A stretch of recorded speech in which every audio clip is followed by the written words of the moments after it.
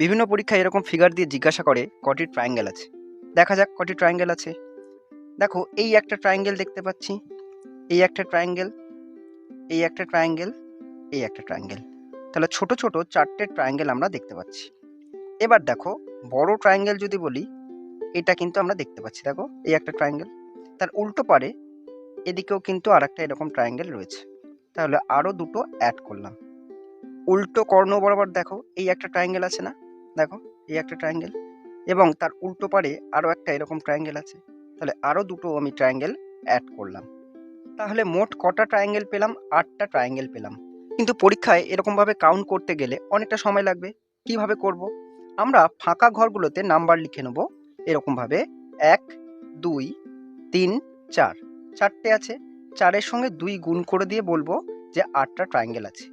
তাই যদি হয় পরের ফিগারটাতে দেখা যাক কটা ট্রায়াঙ্গেল আছে। 1টা 2টো 3টে 4টে 5টা 6টা 7টা 8টা, মানে 8-এর সঙ্গে 2 গুণ করে আমরা বলবো যে এখানে 16টা ট্রায়াঙ্গেল আছে। পরের ফিগারটা দেখা যাক। দেখো এই ফিগারটাতে আগেরটার মতোই আছে এবং দুটো জুড়ে আছে। মানে কটা আছে? 1টা 2টো 3টে 4টে 5টা 6টা 7টা 8টা, আগেরটার মতো 8টা আছে। তাহলে 8 দুগুণে 16, 16টা আছে। এদিকেও কটা আছে? 16টা আছে। তাহলে 16 16 32টা আছে। কিন্তু এই দুটো জুড়ে থাকার জন্য এই 32টা ট্রায়াঙ্গেল ছাড়াও আরো ট্রায়াঙ্গেল আছে। কোথায়? দেখো এই জয়েন্টে আছে আর এই জয়েন্টে আছে। কিভাবে বুঝবো? দেখো এই ট্রায়াঙ্গেলটার দিকে খেয়াল করে দেখো, একটা বড় ট্রায়াঙ্গেল আমরা কিন্তু দেখতে পাচ্ছি। দেখো এটা কিন্তু আমাদের একটা আমরা অ্যাড করব। তাহলে 16 + 16 ছিল, +1 হলো।